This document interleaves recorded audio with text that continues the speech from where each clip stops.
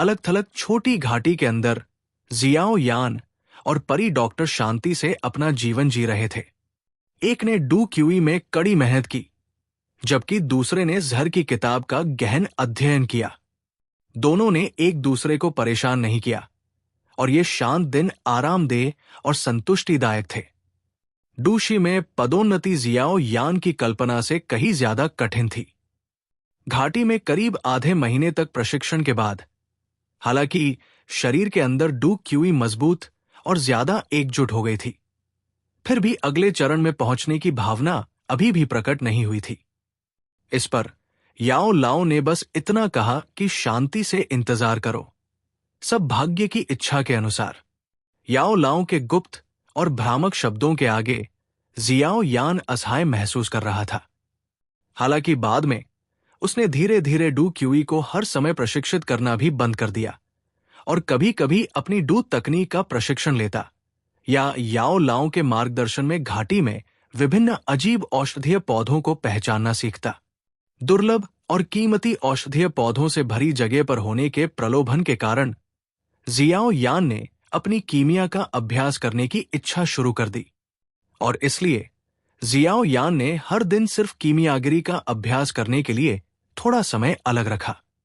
क्योंकि वो कीमियागर होने की अपनी स्थिति को उजागर नहीं करना चाहता था, जियाओ यान ने घाटी में एक गुफा चुनी जो जमीन से लगभग 6 से 7 मीटर ऊपर थी और हर दिन जब सूरज गर्म होता तो वो गुफा में कूद जाता और चुपचाप कई तरह की शुरुआती अवस्था की गोलियां बनाने का अभ्यास करता। कीमियागरी के दौरान जियाओ यान को ये जानकर कुछ आश्चर्य हुआ कि उसने कड़ाही में जो पीली लपटें डाली थी वे पहले की तुलना में बहुत ज्यादा गर्म थी। जियाओ यान के सावधानी पूर्वक अवलोकन के बाद उसने महसूस किया कि कड़ाही के अंदर की पीली लपटों में बैंगनी रंग की एक हल्की लकीर थी। मंद मंद दिखाई देने वाली और गायब होने वाली बैंगनी लपटों को देखते हुए जियाओ यान का दिल हिल गया और उसने चौंक कर पूछा, ये है वो नीलम पंख वाले शेर की बैंगनी लौ? ये मेरे शरीर में कैसे आई? उलझन में अपनी आंखें झपकाते हुए जियाओ यान की भौहें सिकुड़ गई और वो बुदबुदाया, क्या ये उस एमेथिस्ट लायन बर्थ एसेंस की वजह से है? उस निष्कर्ष पर पहुंचने के बाद जियाओ यान धीरे धीरे शांत हो गया। एमेथिस्ट एसेंस छोटे एमेथिस्ट विंग्ड लायन से बहुत मिलता जुलता था। अगर पहले वाले के अंदर बाद वाले की थोड़ी सी लौ होती तो ये बहुत अजीब बात नहीं होती। जियाओ यान का अनुमान काफी हद तक सही था।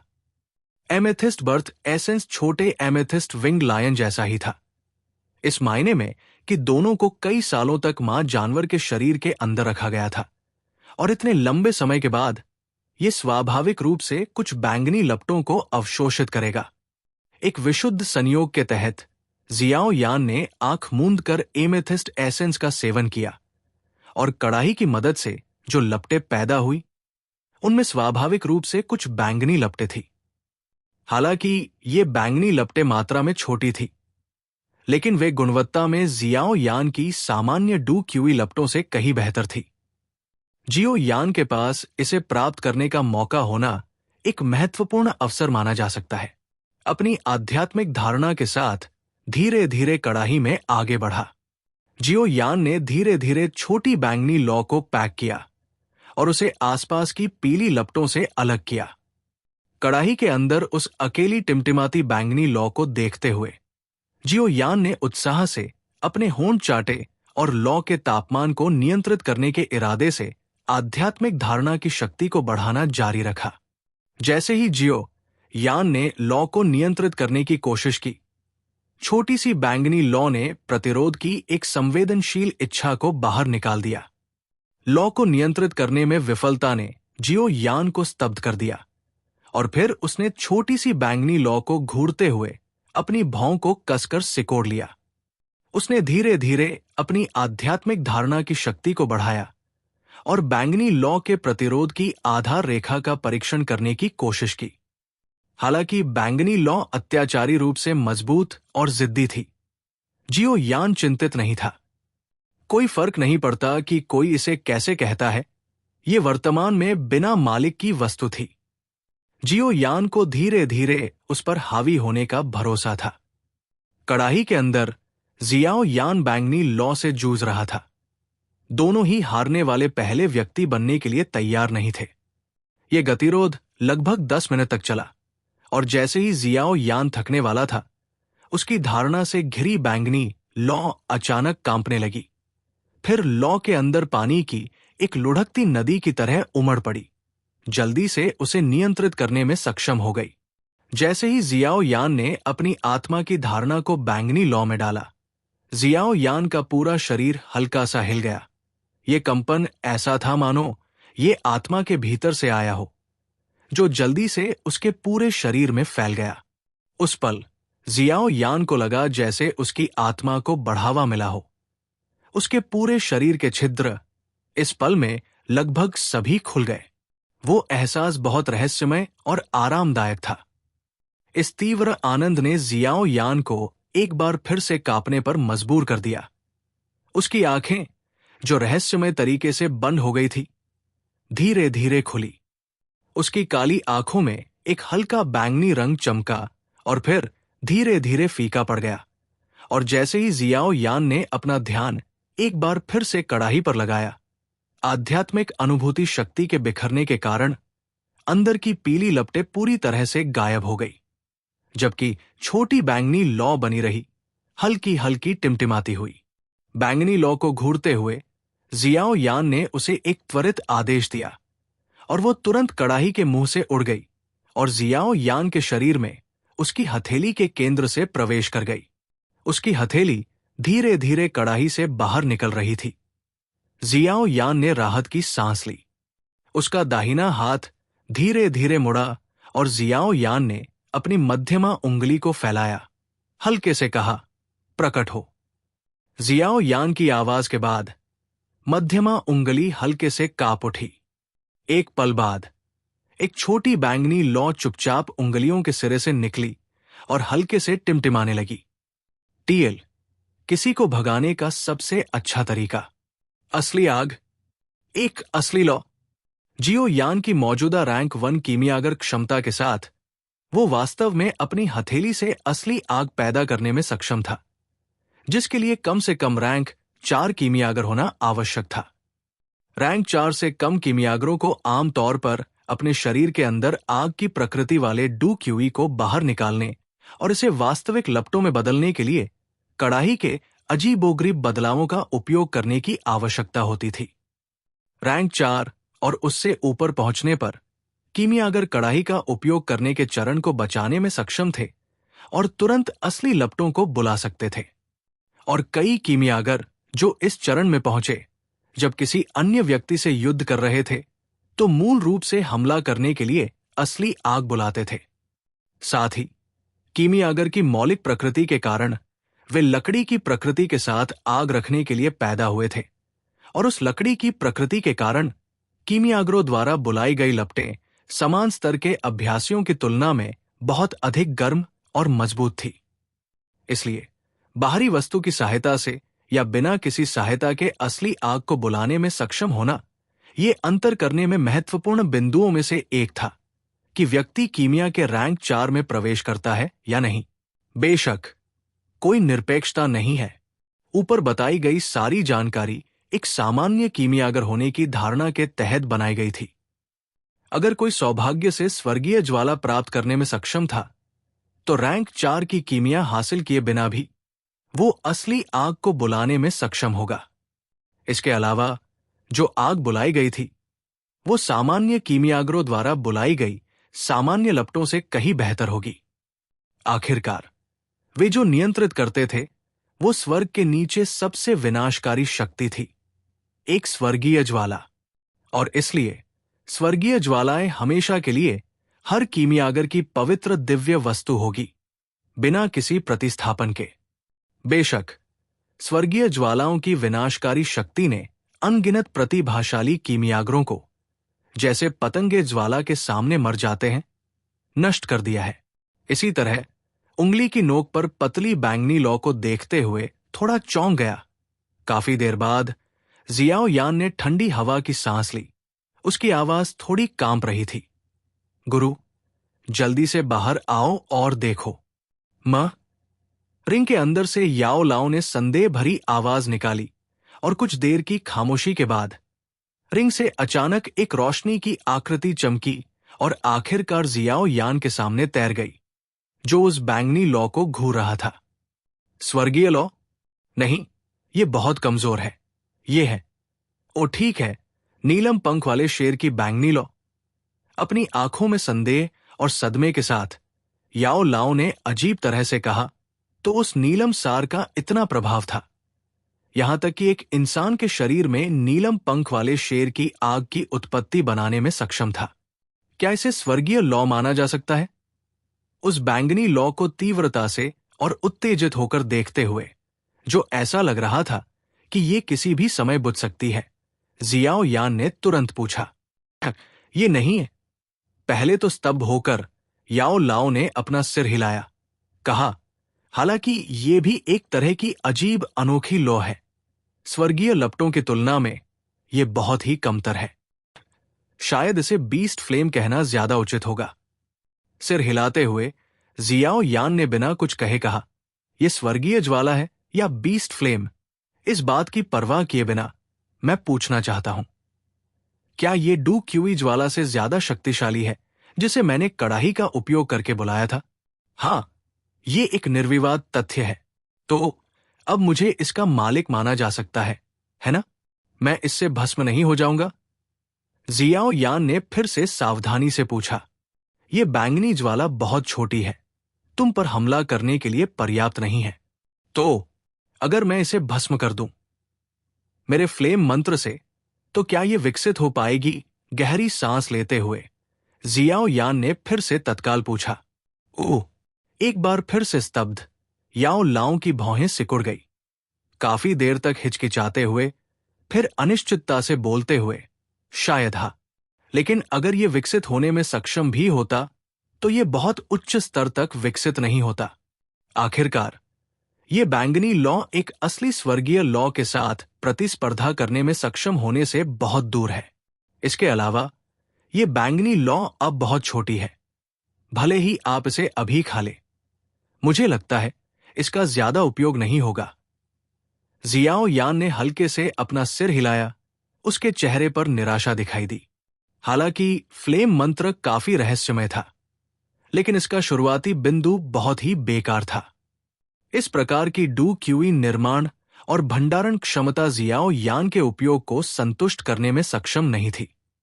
इसके अलावा जियाओ यान जिन डू तकनीकों से परिचित था, उनमें से अधिकांश जुआन टियर थी, इसलिए एक कौशल का उपयोग करने के बाद उसे जल्दी से एक ऊर्जा पुनर्प्राप्ति गोली निगलनी पड़ी, या फिर सिर्फ कम स्तर वाले हुआंग रैंक वाले क्यूई विधि के साथ डू क्यूई की रिकवरी गति पर निर्भर रहने से उसे अपर्याप्त डू क्यूई की अजीब स्थिति में प्रवेश करना पड़ेगा।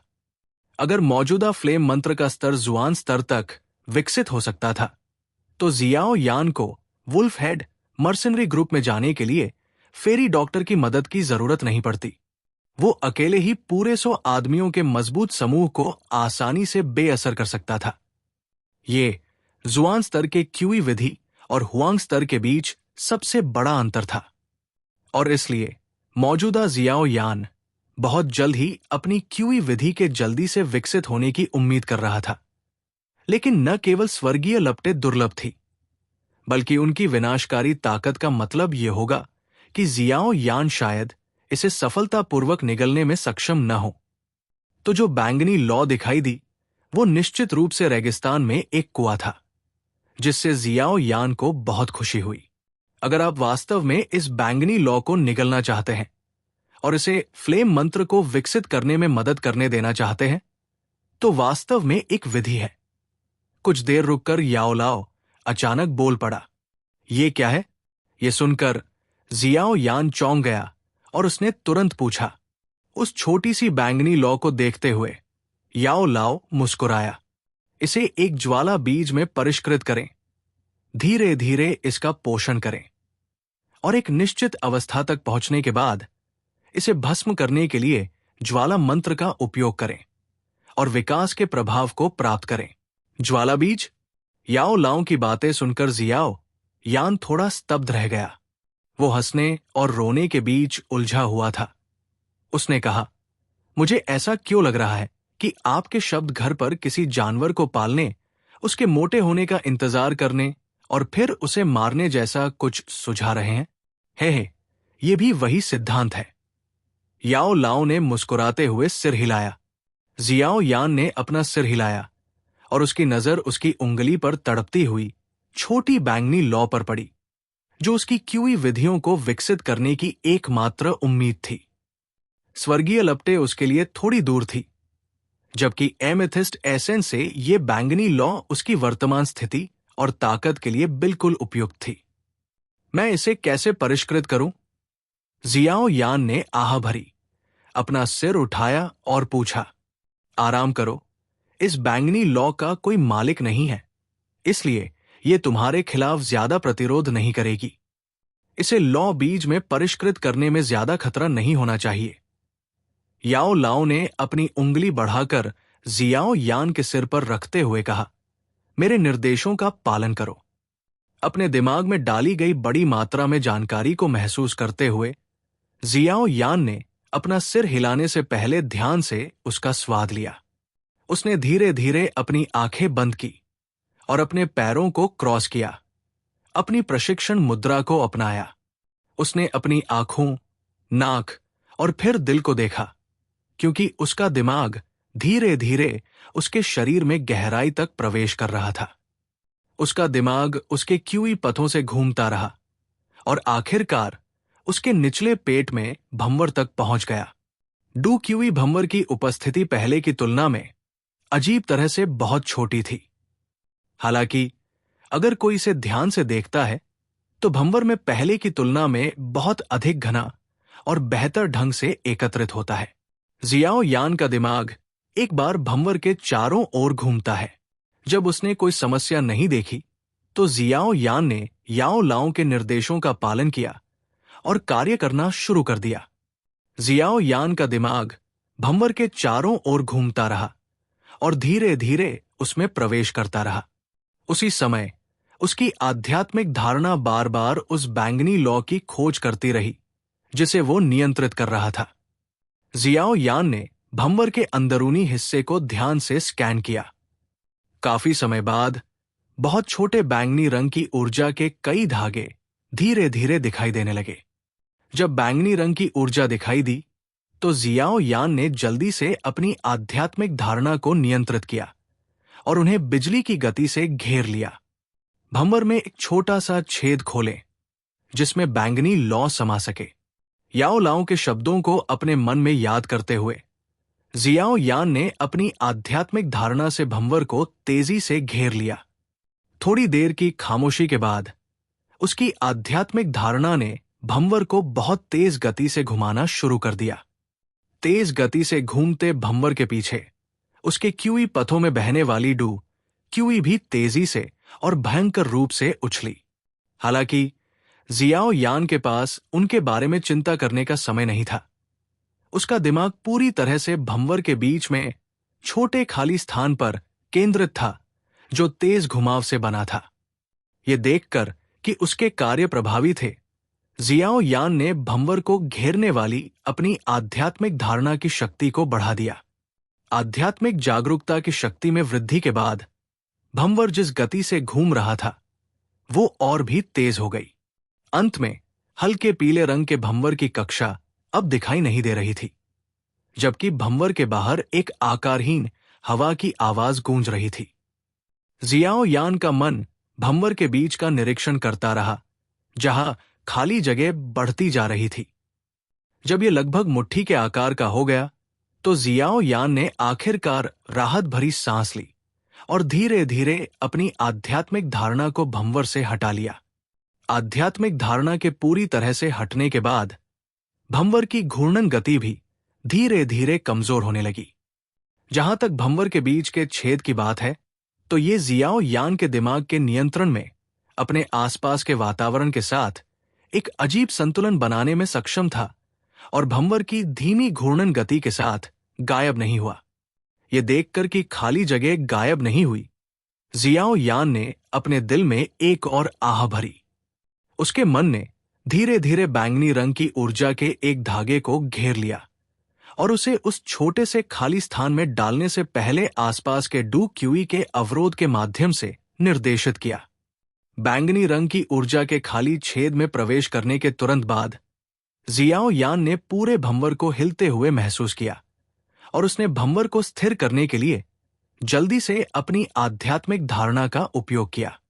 स्थिति को बनाए रखने के लिए जियाओ यान की आध्यात्मिक धारणा द्वारा बहुत प्रयास करने के बाद भंवर अंततः स्थिर हो गया। भंवर के केंद्र छेद के भीतर से जियाओ यान देख सकता था कि आग के प्रकार के कई धागे लगातार भंवर से निकल रहे थे और खाली छेद में रहने वाली बैंगनी रंग की ऊर्जा में बह रहे थे। जियाओ यान के मन ने उत्सुकता से छोटी बैंगनी रंग की ऊर्जा को देखा। जैसे जैसे अधिक से अधिक आग के प्रकार के डू क्यूई को इसमें डाला गया, बैंगनी रंग की ऊर्जा ने एक धीमी चीख निकाली। एक पल बाद ये जियाओ यान के दिमाग के अवलोकन के तहत रूपांतरित होने लगा। बैंगनी रंग की ऊर्जा से उठी। तुरंत बैंगनी रंग की ऊर्जा को छोटी बैंगनी लौ ने भस्म कर दिया। अंधेरे खाली छेद में बैंगनी रंग की लौ अकेली टिमटिमा रही थी। इसकी हल्की गर्मी बाहर निकलकर डू क्यूई भंवर में प्रवेश कर गई। जब हल्की गर्मी डू क्यूई भंवर में प्रवेश कर गई तो जियो यान महसूस कर सकता था कि भंवर का घूमना बहुत तेज हो गया है। इस घटना पर जियो यान की शुरुआती प्रतिक्रिया सदमे की थी और तुरंत एक अनियंत्रित खुशी में बदल गई। यदि भंवर अपने आप तेजी से घूम सकता था तो इसका मतलब था कि जियो यान को इसे मैन्युअल रूप से नियंत्रित करने की आवश्यकता नहीं थी। आसपास के वातावरण से डू क्यूई भी स्वचालित रूप से और लगातार उसके शरीर में डाली जाएगी, जिससे उसे लगातार डू क्यूई द्वारा धोया जा सकेगा। इस तरह का लाभ निस्संदेह उसके प्रशिक्षण के लिए बेहद उपयोगी था। खाली छेद में बैंगनी रंग की लौ दिखाई देने के बाद ऐसा लगा जैसे उसने एक विशाल परिसंचारी मशीन शुरू कर दी हो जो धीरे धीरे घूमने लगी हो। बैंगनी रंग की लौ को बढ़ने के लिए भंवर के भीतर से आग के प्रकार डू क्यू को अवशोषित करने की आवश्यकता थी, जबकि इससे निकलने वाली गर्मी ने भंवर की डू क्यू अवशोषण दर को बढ़ा दिया। इस लगातार दोहराए जाने वाले संबंध ने बैंगनी लौ और भंवर दोनों को काफी लाभ पहुंचाया। जियाओ यान के दिमाग ने एक बार फिर भंवर को देखा। जब उसे यकीन हो गया कि कोई समस्या नहीं है तो जियाओ यान ने आखिरकार अपने दिमाग को अपने शरीर के भीतर से वापस ले लिया। उसने धीरे धीरे अपनी आंखें खोली और उसकी काली आंखों में एक बैंगनी रोशनी चमक उठी। एक पल बाद उसकी आंखों की जोड़ी ने धीरे धीरे अपने मूल गहरे काले रंग को वापस पा लिया। ये कैसा है? सफल? ये देखकर कि जियाओ यान ने अपनी आंखें खोली, याओ लाओ, जो धैर्यपूर्वक प्रतीक्षा कर रहा था, ने पूछा। हां, मैंने इसे एक ज्वाला बीज में परिष्कृत किया है। जियाओ यान ने अपना सिर हिलाया और अपनी हथेली को आगे बढ़ाया। उसने अपनी उंगलियों को धीरे से रगड़ा। एक स्पष्ट ध्वनि के बाद जियाओ यान की उंगली की नोक से एक छोटी बैंगनी रंग की लौ उठी। जिज्ञासा से भरी नजर से जियाओ यान उस बैंगनी आग के साथ खेल रहा था जो उसकी थी। एक क्षण बाद उसकी उंगली धीरे से उसके बगल में एक पहाड़ी दीवार को छू गई। तुरंत दीवार जल गई। ये चीज शिक्षक की हड्डी को ठंडा करने वाली लौ से बहुत कमजोर लगती है। जियाओ यान ने कड़वी मुस्कान के साथ लौ द्वारा बनाए गए निशान को देखा। बेशक, मेरी हड्डी को ठंडा करने वाली लौ एक स्वर्गीय लौ है और स्वर्गीय लपटों की रैंकिंग सूची में 11वें स्थान पर है। अगर तुम्हारी ये टूटी हुई चीज इससे तुलना की जा सकती है तो मैं इसे खोजने के लिए जलकर राख हो जाने का जोखिम क्यों उठाऊंगा? जब उसने जियाओ यान की टिप्पणी सुनी तो याओ लाओ ने तुरंत अपनी आंखें घुमाई और मुस्कुराते हुए उसे डांटा। जियाओ यान ने असहाय होकर अपना सिर हिलाया। याओ लाओ के ये शब्द उसके लिए एक बड़ा झटका थे। इतनी मेहनत से उसे जो चीज सौभाग्य से मिली थी उसे याओ लाओ ने एक टूटी हुई चीज बताया। ठीक है, इतना निराश दिखना बंद करो। तुम्हारी ये बैंगनी लौ अभी अभी पैदा हुई है, इसमें कितनी ताकत हो सकती है? इसे उठाने के बाद ये बहुत कमजोर नहीं होना चाहिए। क्या आपने एमेथिस्ट विंग्ड लायन द्वारा पर्पल फ्लेम के हमले की ताकत नहीं देखी? यहां तक कि यू जी नामक महिला ने अपनी डू हुआंग ताकत के साथ इसे रोकने की हिम्मत नहीं की। इससे यह देखा जा सकता है कि यह लॉ साधारण नहीं है। जियाओ यान की निराश अभिव्यक्ति को देखकर याओ लाओ ने सांत्वना देते हुए कहा। जियाओ यान ने आह भरी और सिर हिलाया। एक कड़वी मुस्कान के साथ उसने कहा, अगर मैं इस छोटी बैंगनी लॉ को एमेथिस्ट विंग लायन के समान ताकत तक बढ़ाना चाहता हूं, तो मुझे डर है कि इसमें कम से कम कुछ दशक लगेंगे। ये सच है अगर हम सामान्य तर्क का उपयोग करते हैं। याओ लाओ ने सिर हिलाया। जब उसने जियाओ यान की उदास अभिव्यक्ति देखी तो उसने असहाय होकर कहा, लेकिन क्या आपके पास एमेथिस्ट बर्थ एसेंस नहीं है? ये चीज पर्पल फ्लेम को बढ़ाने में सबसे अच्छा उत्प्रेरक है। जब तक आप इससे होने वाले हल्के दर्द को सहन कर सकते हैं, तब तक आपकी पर्पल फ्लेम अत्यधिक गति से बढ़ने में सक्षम होनी चाहिए। Amethyst lion birth essence?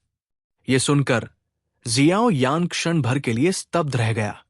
जैसे ही उसने भंडारण रिंग से एक छोटी जेड बोतल निकाली, उसके चेहरे पर बेकाबू खुशी छा गई। उसने ढक्कन खोला और उसमें से एक गर्म असामान्य खुशबू निकल रही थी। घनी अग्नि ऊर्जा से भरी इस खुशबू की गहरी सांस लेने के बाद जियाओ यान को अचानक एहसास हुआ कि उसकी उंगली पर बैंगनी लौ भी खुशबू के नीचे मजबूत हो गई है। कितनी घनी अग्नि ऊर्जा है! जियाओ यान ने अनजाने में ही सांस छोड़ी, क्योंकि उसने पर्पल फ्लेम की हरकत को महसूस किया। जब आप भविष्य में प्रशिक्षण लेंगे तो यह सबसे अच्छा होगा यदि आप इसे गर्म धूप में करना चुनते हैं। इसके अलावा आप एमेथिस्ट लायन बर्थ एसेंस का बहुत अधिक सेवन नहीं कर सकते। बेशक, यदि आप पिछली बार की तरह दर्दनाक अनुभव को दोहराना चाहते हैं, तो आप मेरी बातों को अनदेखा कर सकते हैं। याओ लाओ ने मजाक में कहा।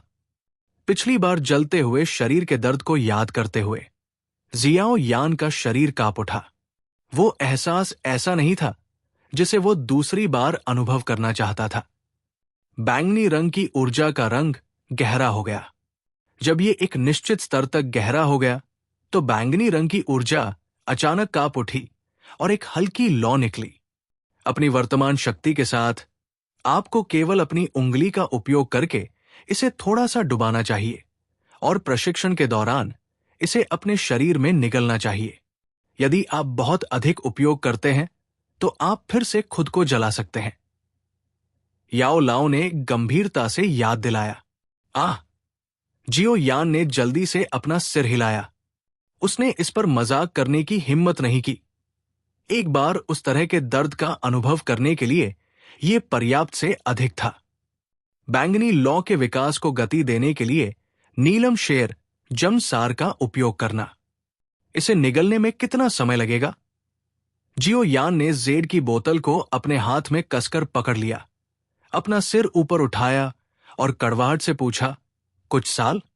अगर मेरे पास इतना समय होता तो मैं जाकर स्वर्गीय लौ की खोज कर सकता था।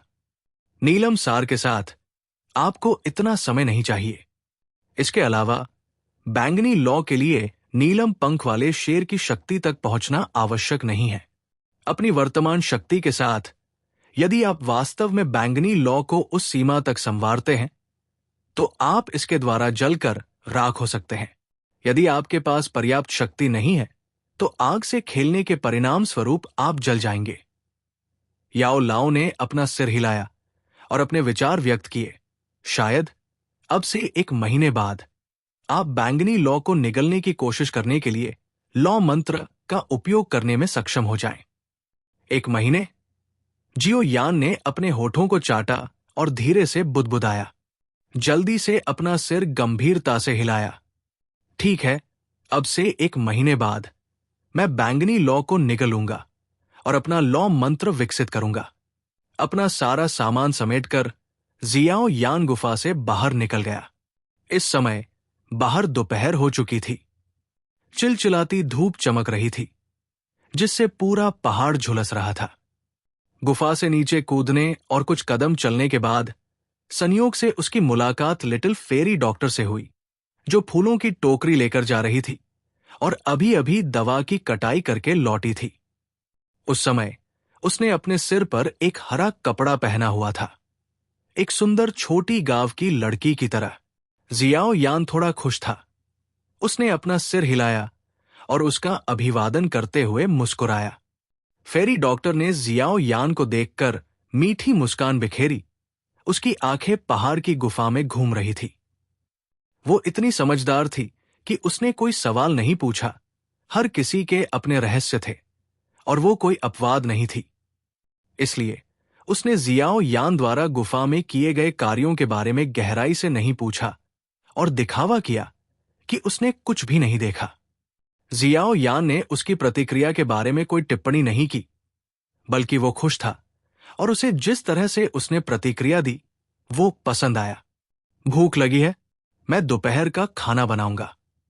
जियाओ यान के साथ घर की ओर टहलते हुए परी डॉक्टर ने अपना सिर घुमाया। जियाओ यान के बोलने पर उसे देखकर मुस्कुराई। फिर वो नीचे झुकी, अपनी आस्तीन ऊपर की और पत्थर की रसोई में आग जलाई। सभी सामग्री को व्यवस्थित तरीके से व्यवस्थित किया।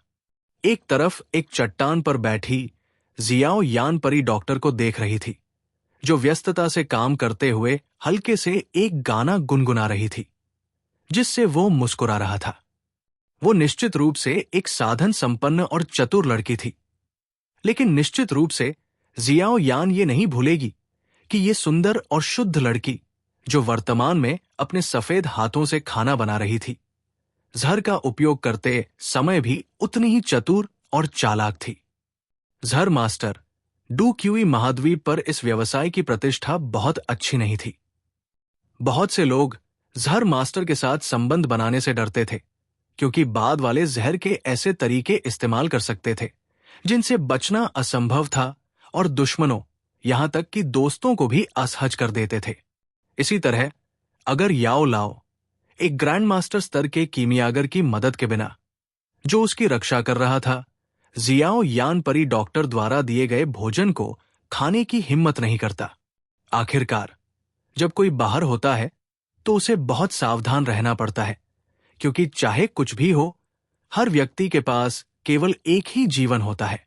और शायद इसलिए कि जियाओ यान ने परी डॉक्टर द्वारा तैयार किए गए किसी भी भोजन को अस्वीकार नहीं किया, आधे महीने तक साथ रहने के बाद परी डॉक्टर जियाओ यान के प्रति अधिक दोस्ताना और कोमल हो गया। बेशक इस गर्मजोशी में रोमांस का कोई संकेत नहीं था। जियाओ यान तुरंत पहचानने में सक्षम था कि परी डॉक्टर उसके साथ वास्तव में एक करीबी पुरुष मित्र के रूप में व्यवहार करता है, और इस लड़की के संवेदनशील दिल के लिए उसे वास्तव में बहुत कुछ नहीं चाहिए था। केवल थोड़ा सा भरोसा उसके सुंदर चेहरे पर एक सुंदर मुस्कान लाने में सक्षम था। लेकिन अफसोस, उसके व्यवसाय ने उसे ये सब पाने के लिए बहुत कम भाग्य दिया। इस पर जियाओ यान थोड़ा शर्मिंदा था। अगर याओ लाओ की मदद न होती तो वो निश्चित रूप से परी डॉक्टर की दोस्ती हासिल नहीं कर पाता। चट्टान पर बैठे जियाओ यान ने उस खूबसूरत आकृति को देखा जो 2 लोगों के लिए दोपहर का खाना बनाने में व्यस्त थी। हल्की सांस छोड़ते हुए उसने अचानक पूछा, तुम यहां से कब जाने की योजना बना रही हो? हाँ? जियाओ यान का सवाल सुनकर परी डॉक्टर ने अपना सिर पीछे घुमाया। उसके हाथों ने उसके बालों को एक तरफ धकेल दिया और अपनी खूबसूरत आंखों से जियाओ यान को संदेह से घूरते हुए उसने हल्के से पूछा, क्यों? गलत मत समझो, ये तुम्हारी जगह है। मैं तुम्हें बाहर निकालने की हिम्मत नहीं कर सकता। अपने हाथों को मरोड़ते हुए जियाओ यान ने चिढ़ाते हुए कहा, कई कारणों से मैं इस जगह पर लगभग आधे महीने से लेकर पूरे 1 महीने तक रह सकता हूं। मैं सोच रहा था, अगर तुम्हारे पास कोई जरूरी काम है तो कोई बात नहीं, तुम जितनी देर चाहो रह सकती हो। मेरे पास वास्तव में कोई जरूरी काम नहीं है। मैं सोच रही थी कि अगर मेरे पास समय होता तो मैं कुछ समय के लिए डू क्यूई महाद्वीप में रोमांच का आनंद ले सकती थी, लेकिन ये कोई जरूरी काम नहीं है। मेरा समय जल्दी में नहीं है।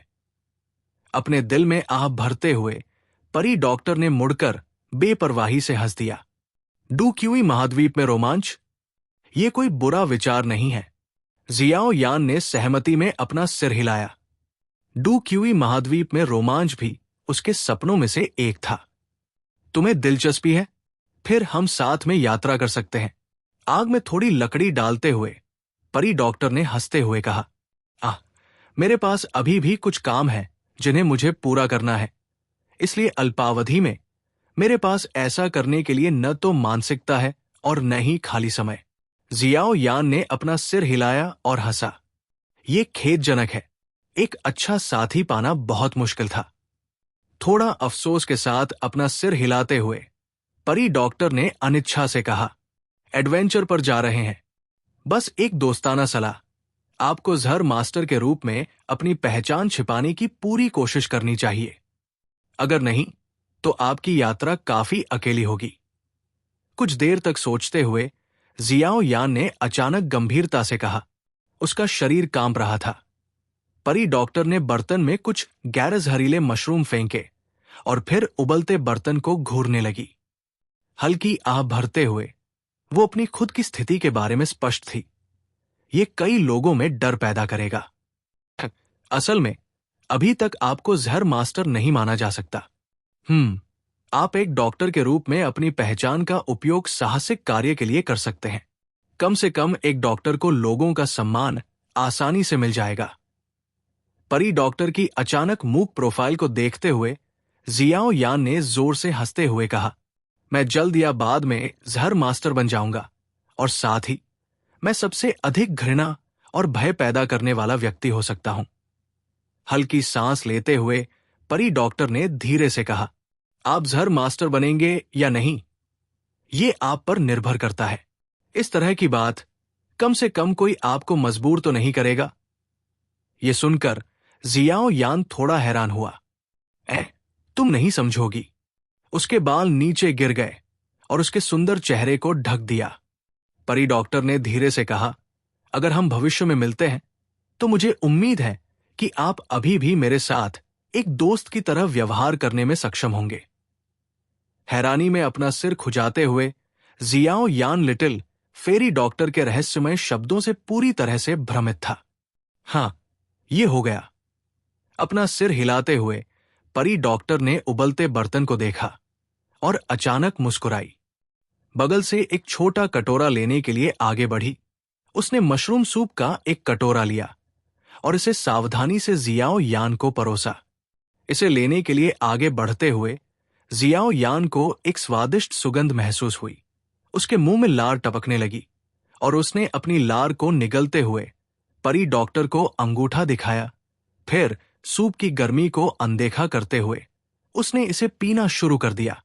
मशरूम सूप का कटोरा पकड़े और बिना किसी हिचकिचाहट के खा रहे जियाओ यान को घूरते हुए लिटिल फेरी डॉक्टर के सुंदर चेहरे पर एक खुश मुस्कान दिखाई दी। उसे वास्तव में पसंद आया कि कैसे जियाओ यान ने उस पर भरोसा किया। चट्टान पर बैठे हुए जियाओ यान ने मशरूम सूप के कई कटोरे पिए और फिर संतुष्टि में परी डॉक्टर को कटोरा लौटा दिया। अपने गोल पेट को थपथपाते हुए खुशी से मुस्कुराते हुए कहा, अच्छा कौशल, जो भी तुमसे शादी करेगा वो बहुत भाग्यशाली होगा। मुझसे शादी करोगी? जियाओ यान की बातें सुनकर परी डॉक्टर मुस्कुराए बिना नहीं रह सकी और बोली, तुम्हें पता होना चाहिए कि जहर मास्टर डू क्यूई महाद्वीप में सबसे कम विवाहित व्यवसायों में से एक है, क्योंकि बहुत कम लोग इतनी हिम्मत रखते हैं कि एक ऐसी पत्नी के साथ बिस्तर साझा करें जो एक पल में घातक जहर छोड़ सकती है। असहाय रूप से अपना सिर हिलाते हुए जियाओ यान को लगा कि परी डॉक्टर वास्तव में थोड़ी बहुत निराशावादी थी।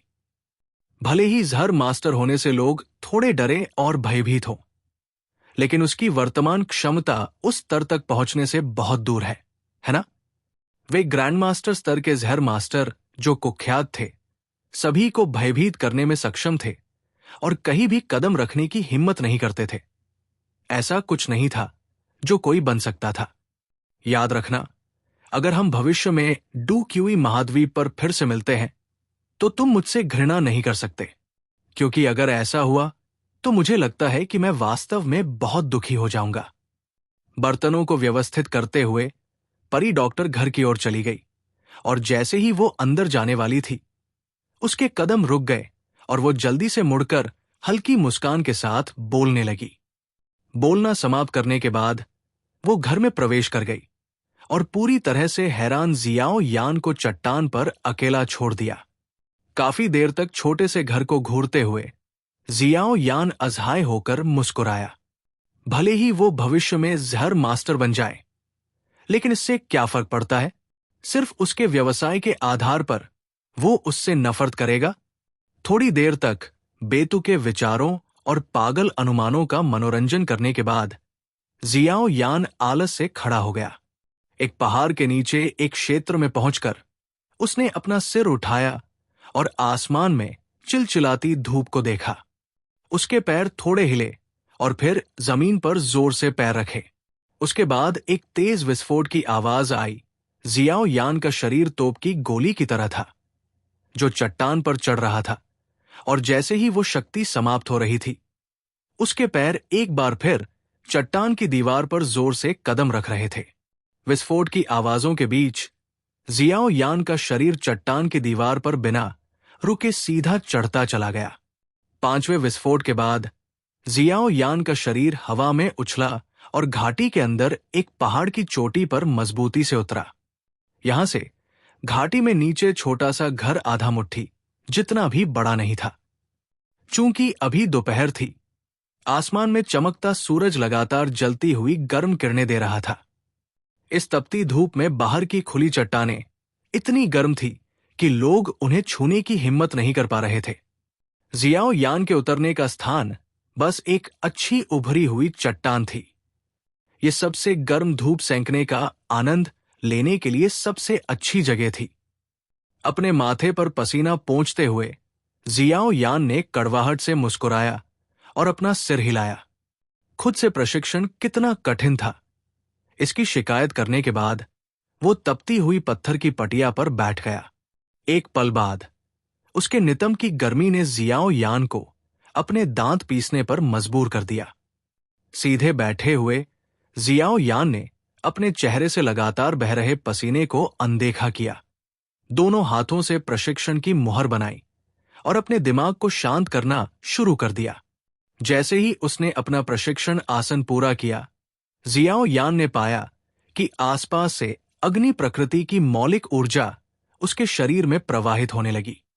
उसका मन नियमित रूप से और परिचित रूप से उस ऊर्जा को परिष्कृत करता था जो उसके क्यूई पथों में प्रवेश करती थी। अंत में उसे अपने क्यूई भंवर में प्रवाहित करती थी।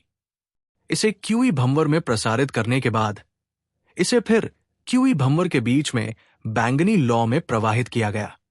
गर्म सूरज के संकेतों के साथ इस अग्नि प्रकृति वाली डू क्यूई को अवशोषित करते हुए बैंगनी लौ भड़कने लगी और भस्म होने के बाद छोटी बैंगनी लौ ऐसा लग रहा था जैसे कि ये थोड़ी बढ़ गई हो। अपने मन के ध्यान में छोटी बैंगनी लौ की धीमी वृद्धि के हर हिस्से को जियाओ यान ने देखा। प्रशिक्षण के अच्छे परिणामों को देखते हुए वो काफी प्रसन्न था और थोड़ी देर के लिए बाहरी वातावरण से ऊर्जा को अवशोषित करने के बाद जियाओ यान ने धीरे धीरे अपनी आंखें खोली।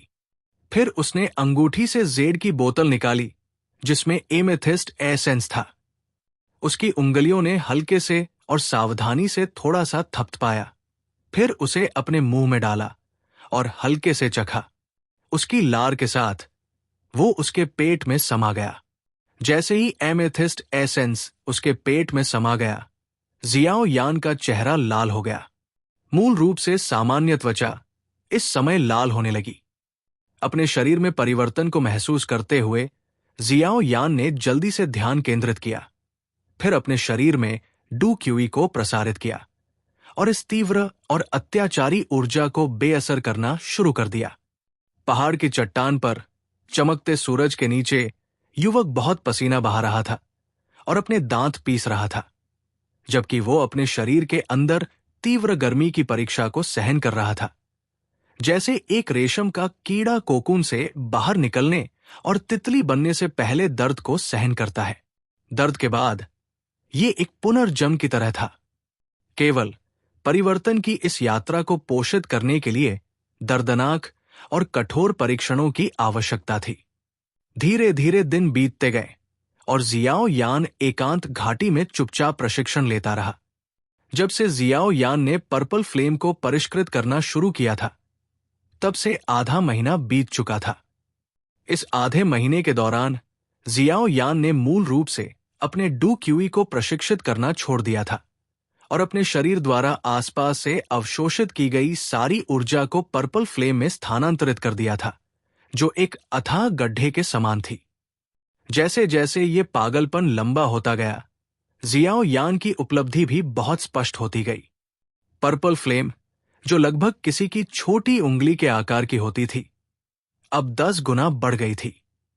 हर बार जब जियाओ यान अपने अंदर देखता और बढ़ती हुई पर्पल फ्लेम को देखता, तो उसके भीतर एक संतुष्टि की भावना प्रकट होती। इस गति से उसे अपने क्यूई विधि को विकसित करने के लिए आवश्यकता को पूरा करने के लिए ज्यादा से ज्यादा आधे महीने की आवश्यकता होगी। ये गर्म धूप में प्रशिक्षण का एक और दिन था। जियाओ यान चट्टानों पर बैठा था। उसके कपड़े पहले से ही पसीने से भीग चुके थे। लगभग 2 घंटे तक तेज धूप में प्रशिक्षण सहने के बाद जियाओ यान आखिरकार अपने प्रशिक्षण मोड से बाहर निकल गया। जब हवा में तापमान धीरे धीरे कम हो रहा था, उसने अपना सिर नीचे किया, अपने भीगे हुए कपड़ों को देखा और असहाय होकर अपना सिर हिलाया। जियाओ यान ने अपने शरीर को फैलाया और फिर अपने अंदर देखने के लिए अपनी आंखें बंद कर ली। जब उसने देखा कि बैंगनी लौ फिर से थोड़ी बड़ी हो गई है, तो उसने एक संतुष्ट मुस्कान दी, अपने पैरों पर खड़ा हुआ और हल्के से उछला। आधे महीने तक धूप में रहने के बाद जियाओ यान की त्वचा का रंग गहरा हो गया था। प्रशिक्षण में उसकी दृढ़ता से उसका नाजुक और सुंदर चेहरा भी थोड़ा और परिपक्व दिखाई दिया। जब उसके थोड़े सुन्न पैर अपनी मूल स्थिति में आ गए, तो जियाओ यान ने अपना हाथ बढ़ाया और अपनी उंगली को हल्के से हिलाया। एक नरम आवाज के बाद बैंगनी रंग की लौ की एक बड़ी गेंद अचानक जियाओ यान की हथेली से उठी और तुरंत उसके पूरे हाथ को ढक लिया। आधे महीने की कड़ी ट्रेनिंग के बाद उसकी उंगली से निकली छोटी बैंगनी लौ अब उसके पूरे हाथ को ढक सकती थी। जियाओ यान ने अपने हाथ को देखकर मुस्कुराया, जो बैंगनी लौ के भीतर समाया हुआ था। उसने धीरे से अपनी मुट्ठी कसी और अचानक एक मुक्का मारा। तुरंत उच्च तापमान ने उसके सामने हवा को तब तक ग्रिल किया जब तक कि वो थोड़ा विकृत और धुंधला नहीं हो गया। Tusk tusk. अगर ये किसी के शरीर पर मारा जाता है, तो प्रभाव बहुत बुरा नहीं होना चाहिए। जियो यान मुस्कुराया और धीरे से कहा, जबकि उसके हाथ पर बैंगनी लौ धीरे धीरे ऊपर उठ रही थी। जियो यान ने अनिच्छा से इसे अपने शरीर में रखने से पहले पहाड़ की चट्टान पर बैंगनी लौ के साथ खेला। उसका शरीर थोड़ा हिल गया और बैंगनी बादल के पंख उसकी पीठ से बाहर निकल आए। उसने अपना सिर झुकाया और काले पंखों को देखकर मुस्कुराया, जो एक चमकदार बैंगनी रंग के थे। फिर वापस घाटी में कूद गए। हवा से आने वाली तीव्र ध्वनि जियो यान के कानों से गुजरी। जब वो जमीन से लगभग 20 मीटर दूर था, तो जियो यान के पंख फड़फड़ाए और उसकी तेज गति धीमी हो गई। उसने अपनी हथेली को आगे बढ़ाया, जमीन पर निशाना लगाया और एक विस्फोटक धक्का दिया। बल के साथ जियो यान का शरीर थोड़ा ऊपर उठा, जिससे वो हवा में उछल गया। इस बीच जियाओ यान की पीठ पर बैंगनी बादल के पंख सिकुड़ने की आवाज के साथ उसकी पीठ पर टैटू में बदल गए। जियाओ यान के पैर जमीन पर स्थिर हो गए और उसका शरीर थोड़ा हिल गया, जिससे उसके शरीर पर से सारी ताकत खत्म हो गई। एक पल बाद उसने अपना शरीर सीधा किया और मुस्कुराते हुए छोटी सी झोपड़ी की ओर चल दिया। जैसे ही वो धीरे धीरे छोटी सी झोपड़ी के पास पहुंचा, जियाओ यान ने भौहें सिकोड़ ली। आमतौर पर परी डॉक्टर अब तक जड़ी बूटियां चुनने से लौट चुकी होती, फिर भी आज वहां इतनी शांति क्यों थी? उसके मन में एक संदेह कौंधा। जियाओ यान धीरे धीरे छोटी सी झोपड़ी के सामने पहुंचा और लकड़ी के दरवाजे पर दस्तक दी। लेकिन उसमें से जरा सी भी आवाज नहीं आई। उसने फिर से कुछ बार दस्तक दी, लेकिन वही नतीजा मिला। अपनी भौहों को आपस में दबाते हुए जियाओ यान के दिल में बेचैनी की लहर दौड़ गई। वो दरवाजे पर खड़ा रहा और कुछ देर तक हिचकिचाता रहा। अंत में उसने अपने दांत भींचे और लकड़ी के दरवाजे को जोर से लात मारकर खोला।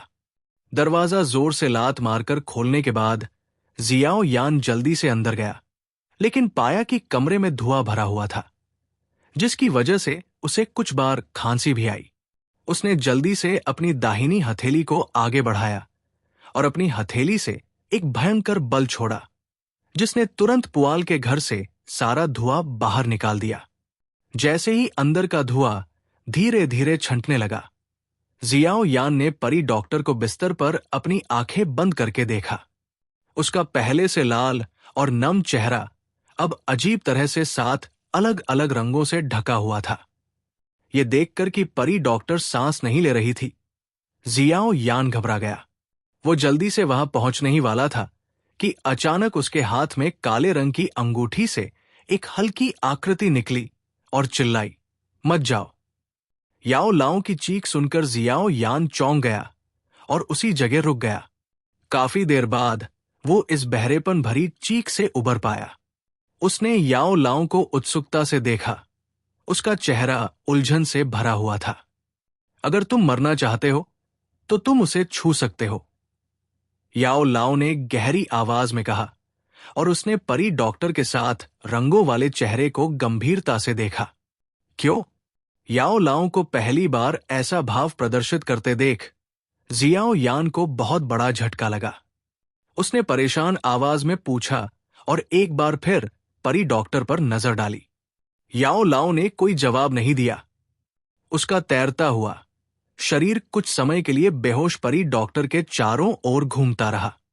एक पल बाद उसने अपना सिर हिलाया और धीरे से आह भरी। ये वास्तव में है। याओ लाओ के उदास चेहरे को देखकर जियाओ यान का दिल दहल गया। उसने सावधानी से पूछा, आखिर उसे क्या हो गया है?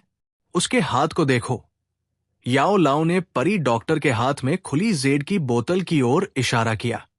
यह सुनकर जियाओ यान ने जल्दी से अपनी नजर परी डॉक्टर के हाथ की ओर घुमाई। उस पर उसने देखा कि वो काले औषधीय पाउडर का एक छोटा सा बैग पकड़े हुए थी। जियाओ यान की आंखें संदेह से झपक उठीं। वो आगे बढ़ा, परी डॉक्टर के हाथ से कुछ फीट की दूरी पर रुका और औषधीय पाउडर से निकलने वाली गंध को हल्के से सूंघा। तुरंत उसका सिर चक्कर खाने लगा और उसकी छाती में ऐसा लगा जैसे सब कुछ उलट-पुलट हो रहा है। वो कमजोर महसूस कर रहा था और काफी देर तक उबकाई लेते हुए जमीन पर बैठा रहा। आखिरकार वो खड़ा हुआ और स्तब्ध स्वर में बोला, कितना शक्तिशाली जहर है। अगर वे सावधान न रहें तो ये चीज एक डूशी को भी मार सकती है। हाँ, मुझे भी मानना होगा कि ये छोटी लड़की जहर बनाने में बेहद प्रतिभाशाली है। याओ लाओ ने मुस्कुराते हुए सिर हिलाया। उसकी आवाज में प्रशंसा या कोई और भावना थी। जियाओ यान ने कड़वाहट से मुस्कुराते हुए सिर हिलाया। उसे भी लगा कि परी डॉक्टर एक प्राकृतिक विशेषज्ञ जहर हेरफेर करने वाली थी।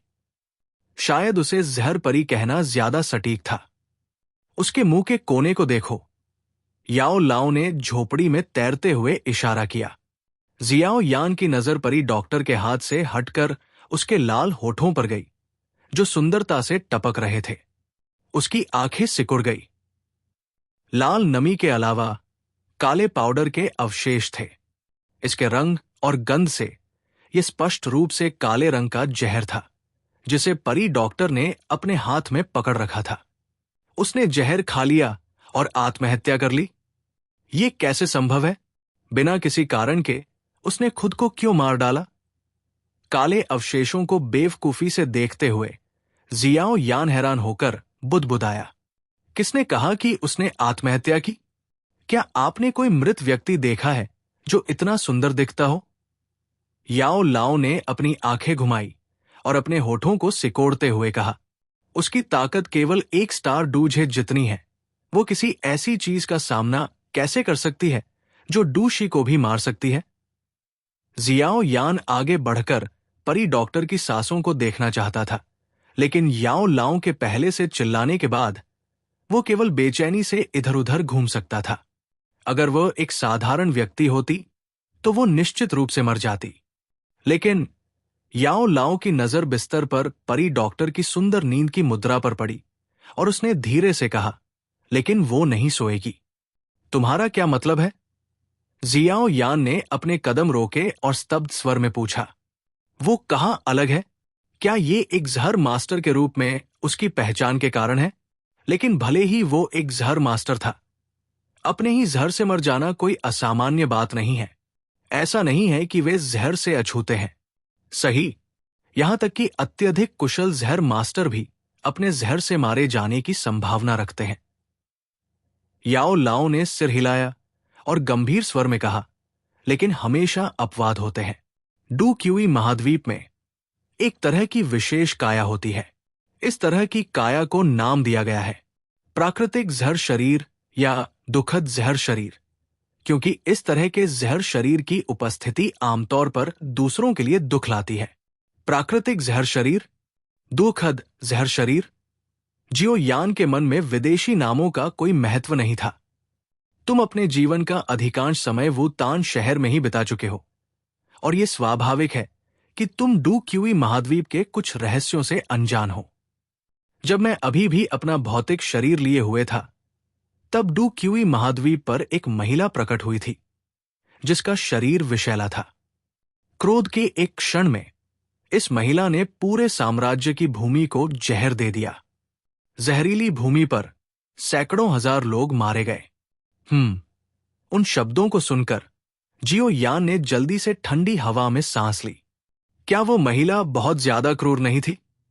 सैकड़ों हजारों लोगों की जान बेरमी से ले ली गई। क्या वह सिर्फ मुर्गियों को मार रही थी? तुम्हें पता होना चाहिए कि डू क्यूई महाद्वीप में ताकतवर लोगों के बीच कानून होते हैं। महिला की हरकतें निस्संदेह इन अनौपचारिक नियमों का उल्लंघन कर रही थी।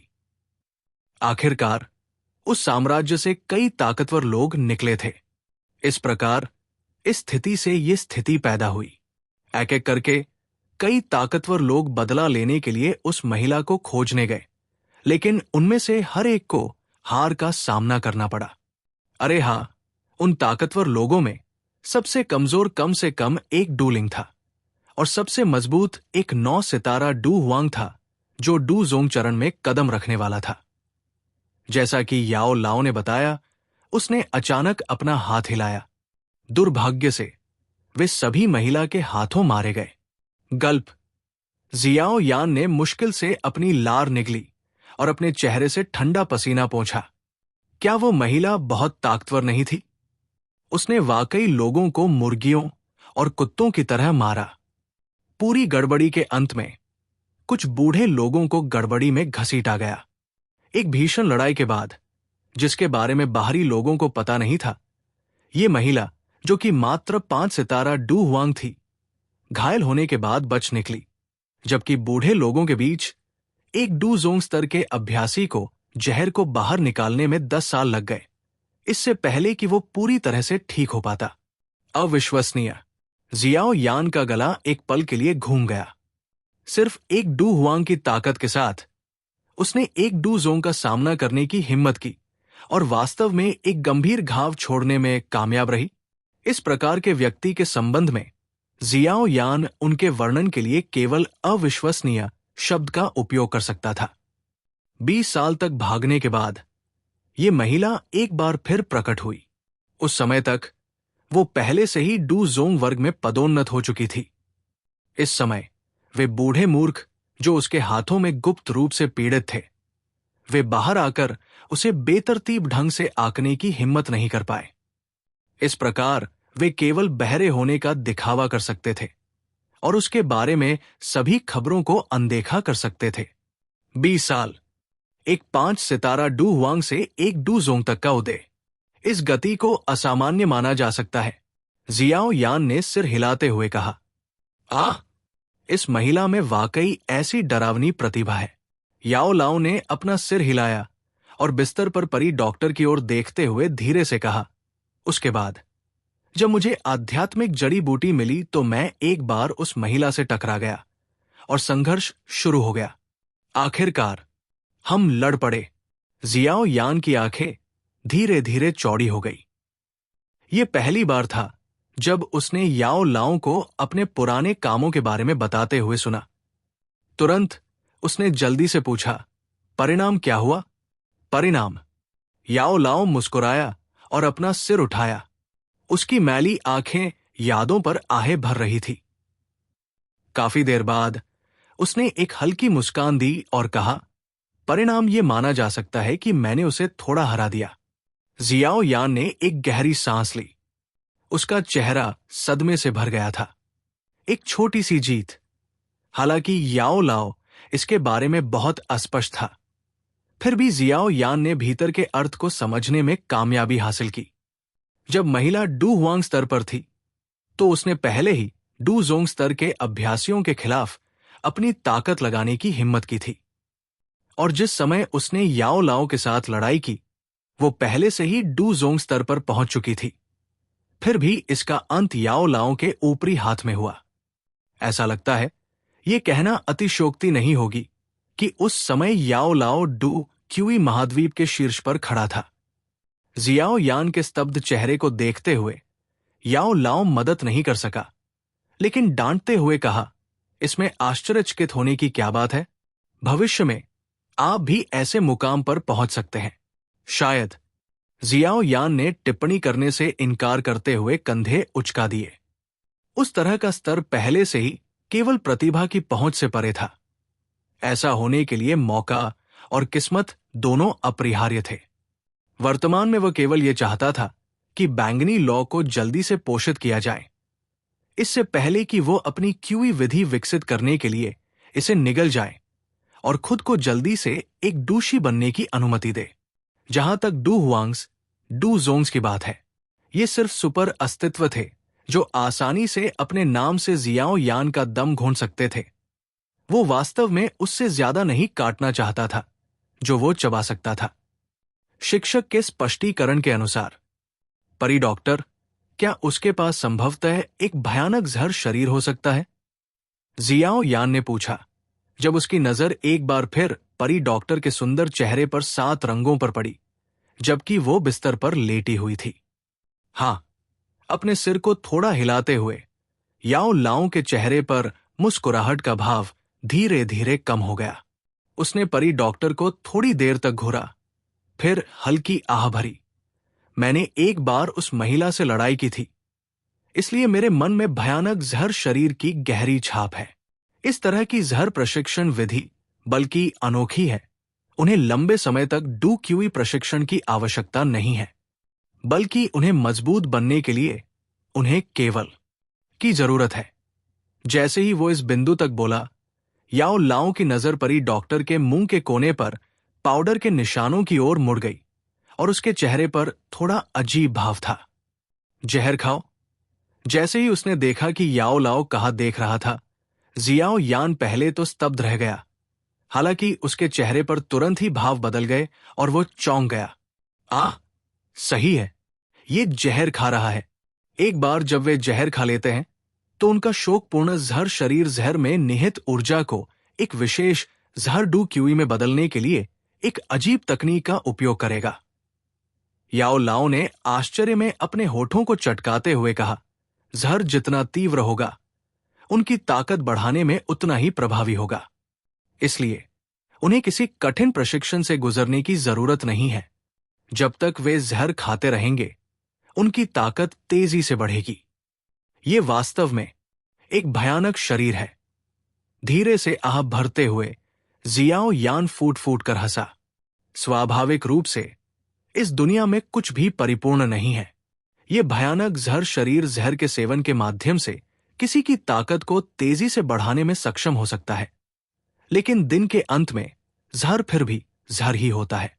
भयानक जहर शरीर पर भरोसा करके कोई व्यक्ति जहर को अपने शरीर को निगलने से रोक सकता है। हालांकि जब समय के साथ और अधिक जहर जमा हो जाता है, जब भयानक जहर शरीर जहर डू क्यूई को दबा नहीं सकता है, तो हजारों जहर शरीर को निगल लेंगे, जिससे मालिक धीरे धीरे सबसे दर्दनाक यातना के तहत मर जाएगा। याओ लाओ ने अपना सिर हिलाया और आह भरी, ये याद करते हुए कि दर्द किसी को जीवन से ज्यादा मौत पसंद करता है। जियाओ यान का शरीर धीरे धीरे कांप उठा। कुछ दया के साथ उसने बिस्तर पर परी डॉक्टर को देखा, जो स्लीपिंग ब्यूटी की तरह दिखाई दे रही थी, और उदास होकर पूछा, क्या इसका कोई समाधान नहीं है?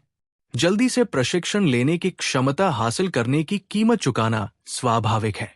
इस दुनिया में मुफ्त भोजन जैसी कोई चीज नहीं है। याओ लाओ ने धीमे स्वर में कहा, तो अगर वो ताकत पाने के लिए जहर खाना छोड़ दे, तो क्या इस तरह के अंत से बचना संभव है? जियाओ यान के शिष्यों ने घूमते हुए पूछा। सिद्धांत रूप में यह संभव है। अपना सिर हिलाते हुए याओ लाओ ने जियाओ यान के चेहरे पर खुशी देखी और आह भरी। दुर्भाग्य से आपको यह जानने की जरूरत है कि जो लोग एक भयानक जहर शरीर के मालिक हैं, उनके लिए जहर जितना शक्तिशाली होगा, उतना ही अधिक आकर्षण होगा। वे एक तीव्र जहर को पाने के लिए हत्या और चोरी करने की हद तक भी जा सकते हैं। उनकी नजर में तीव्र जहर में एक ऐसा लालच होता है जो स्वर्गीय लपटों के पास एक कीमियागर के लिए होता है।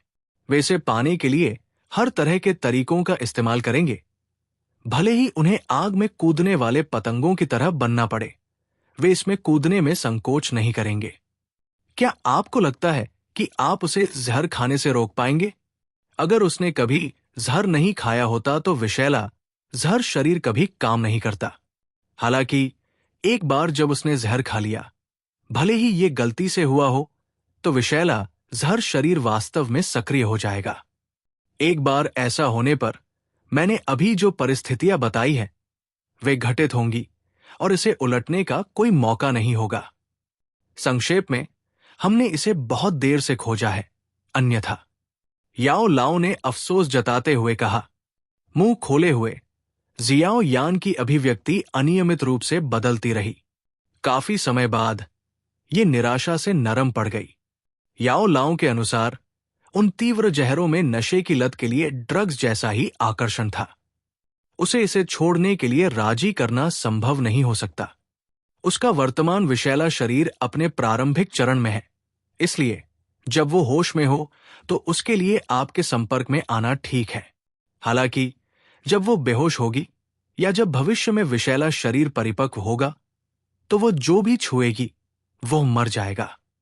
जियाओ यान के मुंह का कोना फड़क उठा। उसे आखिरकार समझ में आ गया कि परी डॉक्टर ने उसे इतने समय पहले वे अजीब शब्द क्यों कहे थे। ऐसा लगता है कि उसे पहले से ही पता था कि उसके पास ये अजीब विषैला शरीर है। उसे कैसे पता? वो उस छोटे से शहर में रह रही है, तो उसे इस गुप्त जानकारी के बारे में कैसे पता होगा जो पूरे जिया मास साम्राज्य में बहुत से लोगों को नहीं पता था। जियाओ यान ने संदेह से बड़बड़ाया। याओ लाओ ने चुपचाप सोचा, इससे पहले कि उसकी नजर परी डॉक्टर की छाती पर 7 रंगों वाले स्क्रॉल पर पड़ी। उसकी हथेली ने उसे इशारा किया और उसे अपनी हथेली में ले लिया। फिर उसने धीरे से उसे खोला और आखिरी पैराग्राफ पर रुकने से पहले उस पर मौजूद विभिन्न प्रकार के जहर के फार्मूलों को स्कैन किया।